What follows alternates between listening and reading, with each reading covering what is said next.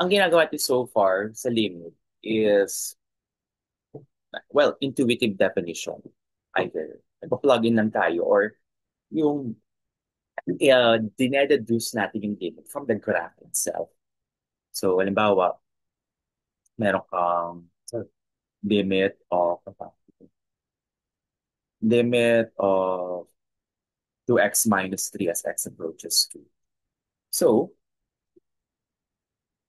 ang alam natin, limit yan kasi polynomial dito, 2 times 2 minus 3 is equal to 10. So, bakit 1? Bakit? Yun eh. Parang bakit nagme-make sense yung plug-in method? Yun yung tanong dun eh. Why does it make sense? Okay? So, pakita na natin yung dahilan dito. So, you can see here, um, yun ang ginagawa natin eh. Nagpipick up tayo ng numbers na malapit kay 2. 2 from the left and 2 from the right. So pag 2 from the left, 1.99 halimbawa, yung palapitin mo ng palapitin talaga, 1.99. So 2 times 1.99 minus 3, you get 0.98. 2 times 1.99 minus 3, 0.99. Okay? So you get a pattern na lumalapit sa 1. At paano pag 2 from the right naman? Pag 2 from the right, 2 times 2.01 minus 3, 1.02. 2 times 2.001 minus 3, 1.002. Okay? So, ano yung ginagawa natin? Well, basically, pag sinasabi mo naman x approaches to, ang ginagawa talaga, hindi na, pag polynomial, pinapalitan mo talaga itong x by 2. Pero in reality, kumukuha talaga tayo ng maraming numbers na malapit kay 2. At yung malapit na numbers na yon usually, yung unit interval na to. So kung ito yung 2, ito 1, 3. Dito tayo kumukuha ng mga sample points natin. Okay? Between 1 and 3. Tapos, ino-observe natin saan pumupunta yung values ng mga nanditong numbers na to na nasa 1 at nandito sa 1, 2 at nasa may 2, 3. Saan pumupunta yung mga y values nila? Okay? It will not definitely go exactly at 1. Kasi kung 3, 2 times 3 minus 3, that would be, ano po ako? 3. Okay, so hindi, ibig sabihin, pag grinaph natin yan, ito ang 2, ito ang 1, ito ang 3, sa 2, ang value 1. Dito lumalapit yung values nila. Sa 1, 2 times 1 minus 3, um, times 1, negative 1. So, negative 1. Pag 3 naman, 6, nandito na yon. So, ibig sabihin, ito yung portion ng graph natin. Ang sinasabi, sa portion ng graph na yan, lumalapit yung mga values nila. So, habang lumalapit sila sa 2, yung mga y values, di ba negative 1 to 6 na, ay, sorry, 2 times 3, 6 minus, is 3 pala. 3, negative 1, 3, ito 1. Ito naman ay 1, 2, 3. Yan. Ang sinasabi, habang lumalapit, ito, habang lumalapit sila sa 2, yung y value, lumalapit naman sa 1. Kumbaga, meron ka rin ditong quote-and-quote unit interval sa y-axis. Although hindi siya unit interval kasi medyo ang laki nito, no? Yung gitna mo, 1, tas 3. Ang distansya mo rito, 2. Ang distansya mo rito, 2. Ang distance mo rito, 1 lang. Okay? We don't care about this part kung lumaki yan o lumiit. Ito yung pakialam natin. Basta maliit ito dapat. Maliit yung part na yan.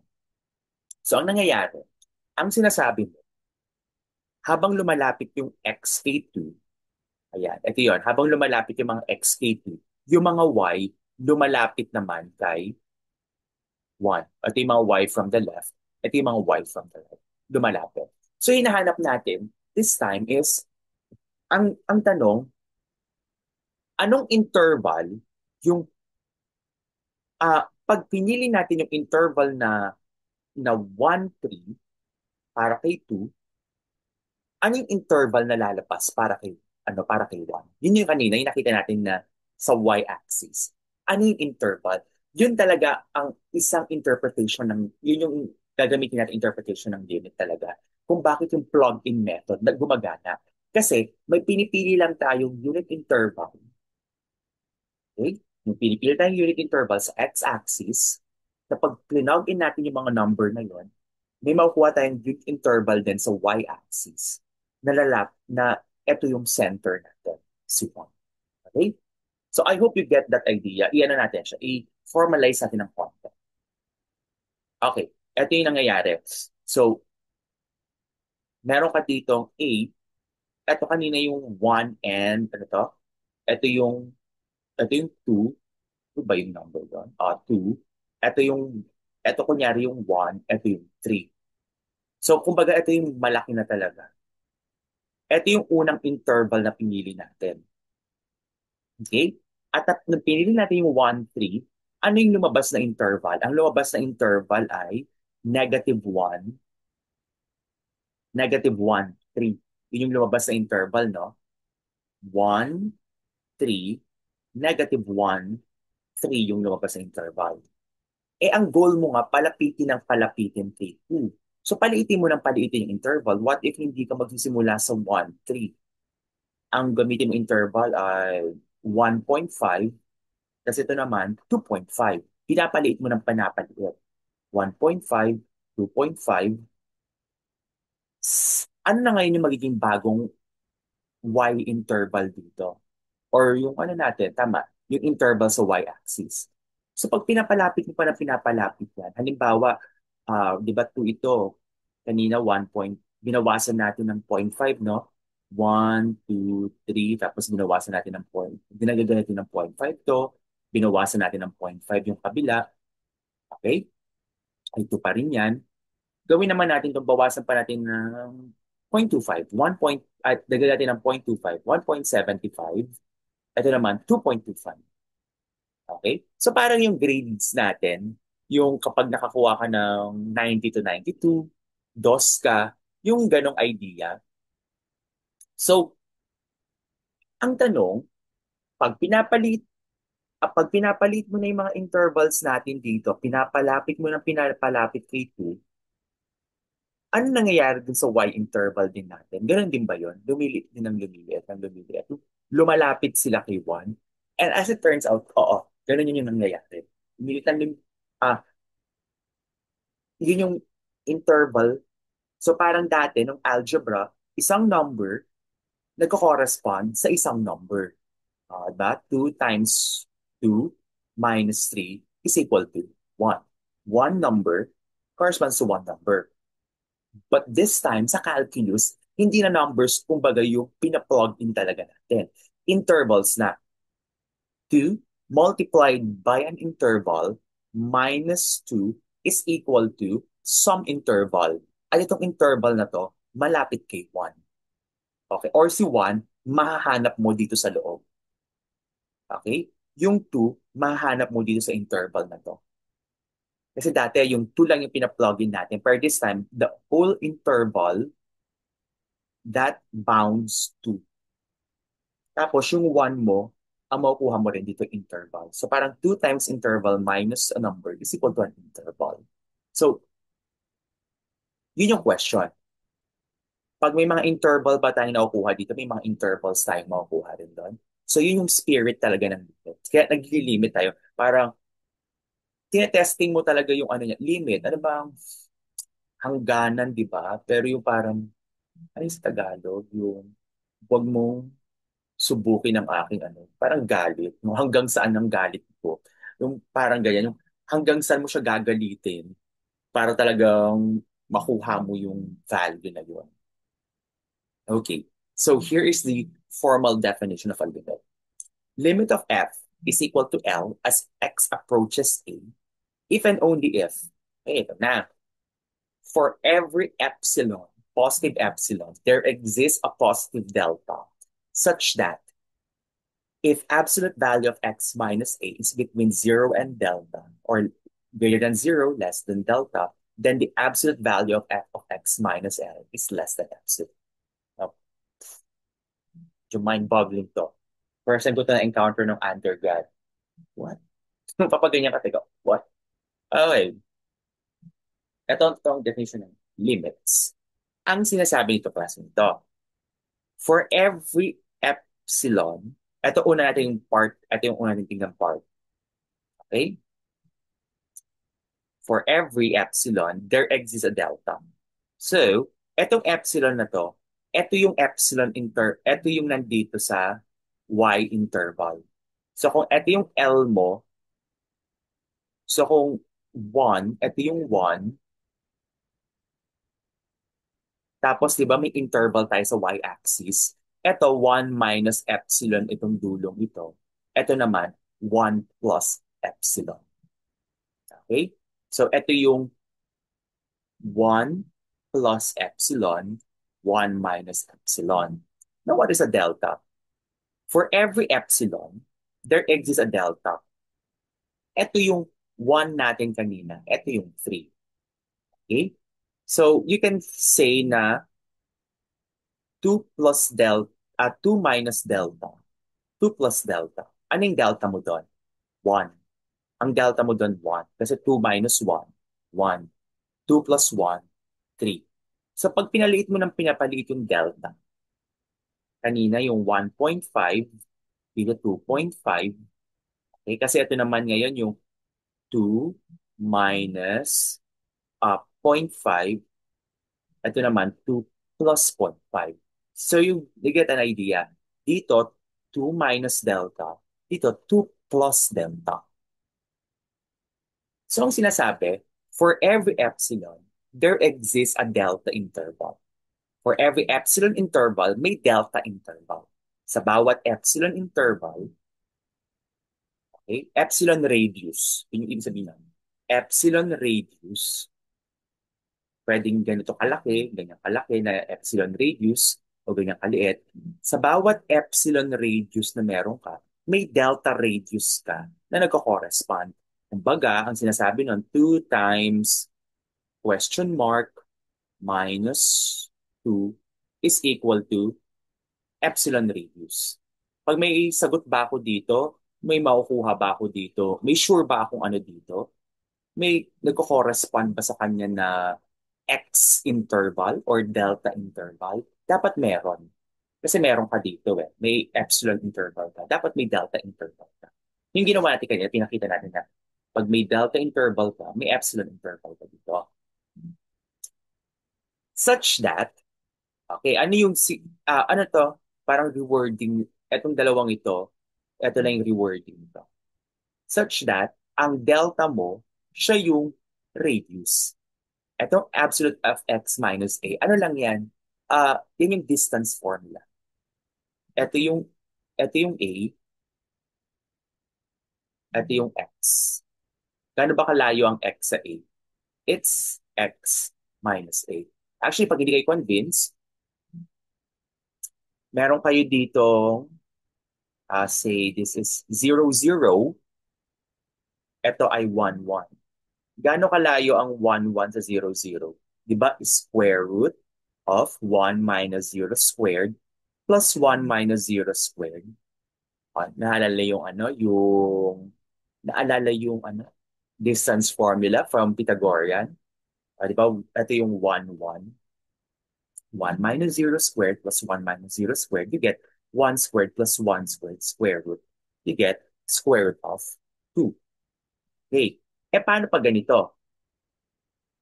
0, 0, 1, 0. Anong distance natin? That would be 1 minus 0 squared plus 0 minus 0 squared square root. So we get square root of 1 squared plus 0 squared. Pero ito yung di ba? Square root of 1 squared.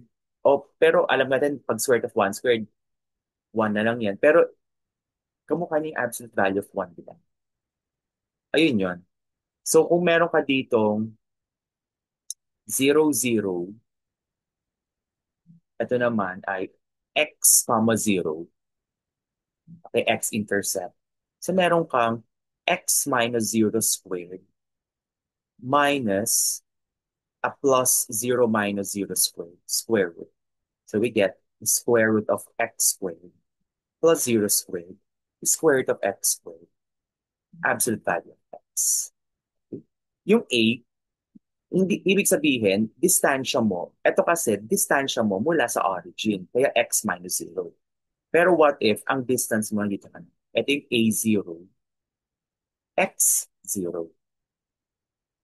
So meron ka ng x minus a squared plus 0 minus 0 squared square root is equal to square root of x minus a squared plus 0 squared. We get square root of x minus a squared. May variable ka na. Square absolute value of x minus. Doon ang galing yun. Distance formula lamang ito. Okay, na-reduce siya sa x-axis, yung distance formula.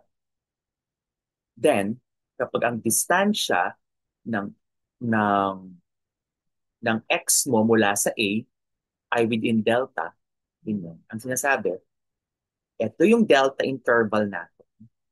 Okay? Sorry. Ito yung delta interval natin. Kasi dapat pala symmetric ang delta interval. Eh. Symmetric ang delta interval mo. Ang sinasabi, pag dumampot na ako ng, ito na yung plug-in method. Ito yung interval interpretation. Ito yung plug-in method. Pag dumampot ako ng any random number doon sa interval na yon, say 1.98, dapat yung 1.98 na yon, papasok yung value niya dito. Ay, 1.98, tama. Yung y value niya, papasok dito. Ibig sabihin, yung f of 1.98, malapit siya sa 1. Okay? Malapit siya sa 1. So, ibig sabihin, it's between f of point 1.98 is between 1 minus epsilon, 1 plus epsilon. So, ibig sabihin nun, f of x minus yung limit is within an epsilon. Ano ba ibig sabihin nito, class? O, naalala yung absolute value natin from high school?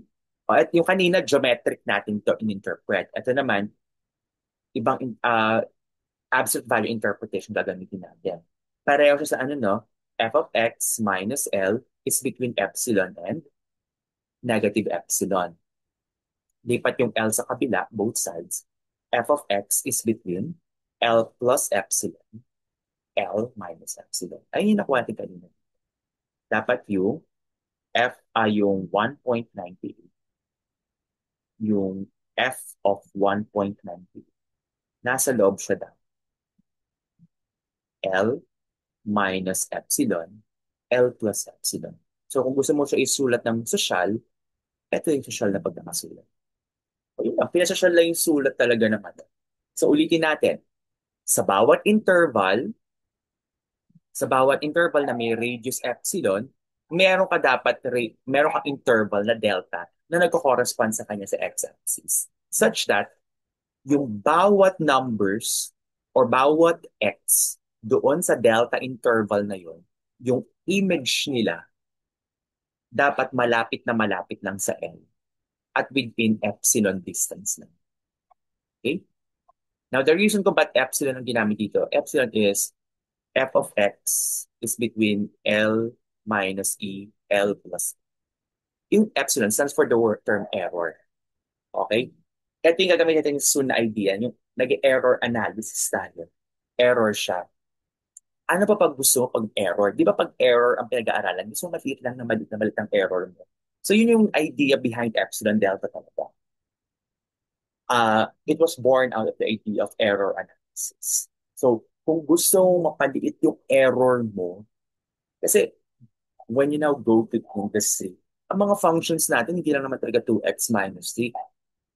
Talagang yung mga makukuha mong function, 0.0036987 x to the power 4 plus, alam mo yun, kakaibang itsura na function.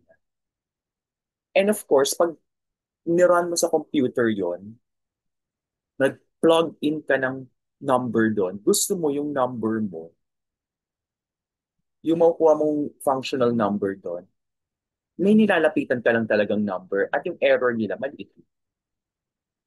Okay? Tapos ang tanong, saan ka kukuha ang interval kung saan magagaranti mo yung error magiging? Okay? So at least, ayan yung idea, bakit epsilon delta yung term natin. Epsilon error yung pinapaliit natin. Okay? So, okay. So, yan yung theory behind it. Now, the question is, paano mag-compute? So, dadayain din natin to. Paano i-compute itong delta epsilon na ito? So, again, ang takeaway dito, 2 multiplied by a delta interval. So, meron ka dito 2 plus, at again, 2 times 2 minus delta, comma 2 plus delta, minus 2 is equal to 1 minus epsilon, comma 1 plus epsilon. So, ang tanong, pag meron ako ni, pag, anong, pag na-plug in ko to, ito dapat ang makukuha kong sagot. Okay? Ito makukuha kong sagot. Yan. So, ang tanong, ano itsura ng mga ipa-plug in natin? O, diba? Basically, anong input mo para magkaroon ka ng output na epsilon ng itsura? Okay? Ano i-input mo mga delta dito para magka-epsilon ka ng itsura? So, kasi ito yung hypothesis eh. If ito, then ito. Gagawin natin, mag-reverse engineering tayo. Dadayain natin ng konti. So there are two parts on how to compute epsilon delta problems. The first part is what we call the scratch part. The second part is what we call the discovery part. Or formality part. Yun na lang, scratch and formality. Okay? Pag nakasundan nyo itong scratch and formality, madali lang pala ang concept ng epsilon delta. Okay? So, let's look at this one here. Ipoprove natin na ang limit ng 2x minus 3 as x approaches 2 is indeed equal to 1. Okay? Sasabihin naman namin kung compute lang, ipa-plug in nyo lang. Pero pag sabi prove talaga, may kita kayong sagot dito. Okay. Paano ipo-prove? Okay, here's the scratch part. You always start your statement with let epsilon be positive. Okay? Lagi yan ang opening statement ninyo ha. Let epsilon be positive. We reverse engineer it. We start with the conclusion. Absolute value of f of x minus L is less than epsilon if absolute value of x minus A is between 0 and delta. This is the hypothesis. Okay. Nagma-math 10 ba kayo ngayon? Kung nagma-math 10 kayo, magagamit yung math 10 dito. Okay. So, here's the conclusion part. Ang function natin ay 2x minus 3. Here it is. Palitan mo lang. Ang limit natin, 1. Okay, absolute value of 2x minus 3 minus 1 is less than epsilon. If, ano ang x natin? X is just x. And yung a natin, saan tayo nag-approach? X approaches 2. So, x minus 2. So, ito ang conclusion natin part. Ito ang hypothesis part. Reverse engineering ang gagawin natin. Then, we simplify this. 2x minus 3 minus 1, we get 2x minus 4 is less than epsilon. If, well, just copy it. Yung ibig sabihin to, copy nyo lang yan. Walang nagbabago. And then, ito, simplify nyo. 2 times x minus 2 is less than epsilon. If, let's copy the hypothesis. And then yung rule ng absolute value of A times B is equal to absolute value of A times absolute value of B. So we get absolute value of 2 times absolute value of x minus 2 is less than epsilon if we have this hypothesis. And then we divide both sides by 2. Okay, absolute value of 2 is just 2. Okay, so dividing both sides by 2, absolute value of x minus 2 is less than epsilon over 2. If, dito pwede rin, kahit hindi nyo muna kopyahin, so ano nangyari?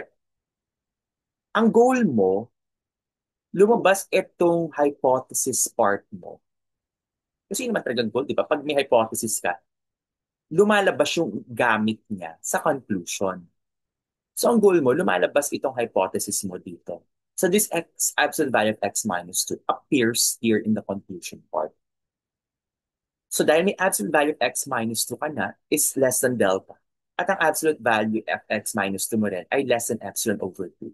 You get a relationship between epsilon and delta. Anong relationship ng dalawang intervals na to? You take delta to be epsilon over 2. Okay. Ayan yon. So eto yung ano natin. Kapag meron kang 2, di ba sabi daw dito, 2 times, ano yung gitna natin? 2, no? 2, sorry, again, 2, dito ay 2 minus delta, 2 plus delta minus 2 is equal to 1, 1 minus epsilon, 1 plus epsilon. Pero ang delta mo daw dito, ang relationship ng dalawa, delta would be equal to epsilon over 2. So pag ang pinili mong delta ay epsilon over 2, 2 2 minus epsilon over 2, 2, kasi ito ay 2 plus epsilon over 2, plus 2, it would be equal to 2, 1 minus epsilon, 1, 1 plus epsilon. Yun ang sinasabi nun. Pag ito ang pinili mong delta, lalabas ang epsilon na ito. Yun ang sinasabi. Ito dapat ang itsura ng delta mo. Epsilon over 2. So let's formalize the argument. For every epsilon, ito na. So notice magkaiba yung color nila, no? Ito yung scratch part, ito yung formalizing part. For every epsilon, there exists a delta, epsilon over 2, such that if 0 or absolute value of x minus 2 is between 0 and delta, delta is equal to epsilon over 2, then absolute value of f of x minus L is equal to the absolute value of 2x minus 3 minus 1. Basically, tinokopya mo lang to ulit. Pero tinatanggal mo itong part na ito. Kasi kailangan, ito yung goal mo, mag-appear ito ulit. Okay? So, this absolute value of 2x minus 3 minus 1 is equal to absolute value of 2x minus 4. And this one is equal to absolute value of 2 times absolute value of x minus 2.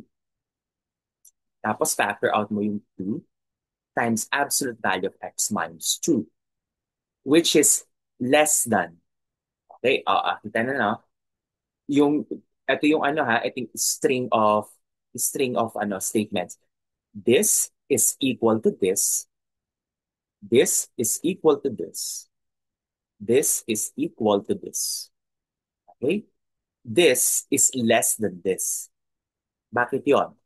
2, okay, walang nagbago. Pero absolute value of x minus 2 is less than delta. Oops, ayaw bumaba. Wala. Ayaw bumaba. Ayan. Absolute value of x minus 2 is less than delta.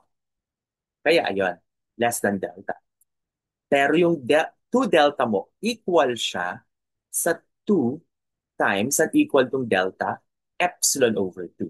And with that fact, makakancel yung 2, lalabas yung epsilon. That's yan ang atin, yan ang formalizing or proving form. So ito ang goal mo talaga, mahanap ito. Anong relationship ni delta at ni epsilon. Okay? I hope you get the hang of it. Parang medyo abstract pa rin ang dating niya. Pero ayan yung theory behind sa plugging. Okay? So, let's look at more examples para masanay ka lang. So, using the definition of the limit, prove that limit of 7 minus 2x as x approaches 2 is 3. Okay, so makikita mo naman, no, 7. Alam mo, well, pag ginamit mo yung theorem natin, 7 times 2 minus 2 is equal to 7 minus 4 is equal to 3. Okay, pero bakit ito? Okay. So, mag-ano tayo ulit? Mag-epsilon delta tayo. Okay, let epsilon be positive. So, let absolute value of f of x minus L is less than epsilon if, ito yung hypothesis. 7 minus 2x root of x minus 3 is less than epsilon if the absolute value of x minus 2 is between 0 and delta. Okay, x, ano to, no? Ito yun, no? X minus 2. O nga pala, no, paano pag ano daw to? X approaches negative 2. The x minus negative 2, magiging x plus 3. Okay lang ba? O magiging x plus 2 siya. So, okay. So, 7 minus 2x minus 3. Ang goal mo, magka-relationship ulit yung epsilon tsaka delta. No? So, 7 minus 2x minus 3, you get here 4 minus 2x less than epsilon. Goal mo yung lumabas itong hypothesis natin dito. So, you factor out negative. Negative 2 times x minus 2, okay? It's less than epsilon. Absolute value of negative 2 multiplied by the absolute value of x minus 2 is less than epsilon. So that would be 2 times absolute value of x minus 2 is less than epsilon. So absolute value of x minus 2 is less than epsilon. If absolute value of x minus 2 is between 0 and delta. So ano yung take ng delta? Take delta to be equal to epsilon over 2. So formalizing, for every epsilon, there exists a delta equal to epsilon over 2. Nagkataon lang na epsilon over 2 ulit yung nakuha natin. Pero hindi laging epsilon over 2. Ha? Nagkataon lang. Such that if absolute value of x minus 2 is between 0, is it 0 and delta, delta equal to absolute value, delta is equal to epsilon over 2, then absolute value of f of x minus L is equal to the absolute value of 7 minus 2x minus 3 is equal to the absolute value of 4 minus 2x. Ganun lang, kukopyahin mo lang siya ulit, ulitin mo yung argument dito. Redundant lang siya. 2, tapos magiging 2 times absolute value of x minus 2 less than 2 times delta. Ito kasi yon. Pero yung delta equals epsilon over 2, magka-cancel, lalabas yung epsilon. Ito ang goal mo lagi, lumabas tong epsilon na ito. Okay? O diba? Fun lang pala siya. Okay. And last. Ay, oops, medyo mahirap ito. I think gagawa ko ng separate video for this one. May video yata ako dito. Pero sa exam, linear lang mostly ibibigay namin. Linear lang. I think I have a video for this one. Ipopost ko na lang yun. Yung explanation ko rin behind this. Hanapin ko yung video na yun, no? Medyo mahirap na kasi itong isang part ito. Limit of x squared as x approaches 3 is equal to 9. Parang gusto ko muna ma-master niyo muna yung linear. Kasi sa quadratic, medyo mas mahirap na ang quadratic. Eh. You will use here the concept of minimum. Magbi-minimum na tayo. So, medyo dagdag na idea siya. At ang tanong, bakit kailangan gamitin yung idea ng minimum? So, ayoko muna kayo i-bog down ng masyadong maraming details. Pero medyo mahirap i-prove din to, limit of x squared as x approaches is equal to 9. Parang ang dali lang, na 3 squared is equal to 9. Pero yung actual proof niya mahirap siya. Okay. So, I have more exercises here. Ipopost ko rin yun. So, yung formal definition para makapag-practice kayo. Okay. Ito yung exercises. Prove that limit of 3x as x approaches 5 is equal to 15. Ayan yung solution. Okay. Prove that 4x minus 5 as x approaches is 7. Okay, there's a solution. At, ayan. So, ayan, may mga solution tayo dito. Okay? Ay, ano yan, bakit may mag graph ako dyan? Yung napansinin niyo. Ayan, at least pwede kayo makapag-practice. Okay? So, ipapost ko rin yan so para makita niyo rin. O nga pala ba may makita kayo sa mga textbook? Ito yung symbol for every. For every. Yan din yung symbol for all. For all. Binaliktad na A. Tapos there exist. There exist. Binaliktad na, well, nireflect na letter E, there exist. Okay, so baka ma-encounter nyo lang yun. So, ito pala yon. So, prove using the formal definition that the limit of x. Ito pala mas elaborate yung solution ko dito. I think ito yung ginawa ko ng video many years ago. So, a scratch word inside the scratch word. So, ayan. Okay, so you can try pwede kayong panoorin nyo na yung video na yon. And then you can try your best para masagutan ng limit of x squared minus 4 as x approaches negative 2 is 0. Ano lang siya, watching assignment na lang yung parts na yan. Kasi medyo mahirap din tong quadratic. O yan na. Oh, hindi naman lalabas ang quadratic sa exam. More on linear lang. Okay? Pero ano, para ma-satisfy lang yung craving, malaman mo. Paano ba pag quadratic? Ano na yung nangyayari? Okay, that's it. May question? We'll end here. Walang tanong? Okay, o ayan ha. Hanggang dyan lang kasi alam ko mabigat tong Delta Epsilon na to. So, yung next meeting natin ay will now enter into the concept na, I think you have heard of this concept before. Ano na tayo? Papasok na tayo sa concept ng continuity. Ayan na. So, next ano na to? Sa Tuesday na lang. Sa Tuesday na itong continuity. Okay? So, medyo ilang slides din? Oh, marami rin pala itong slides na to. 47 slides din pala. Ang dami rin to. Baka maubos yung isang araw natin dito sa continue. Okay. Sige. That's it. See you all on Tuesday. Ay, sorry. Sorry. Sabihan ninyo ako kung online tayo or face-to-face tayo sa Tuesday. Okay, mag-ano kayo ulit. Okay. Thank you very much.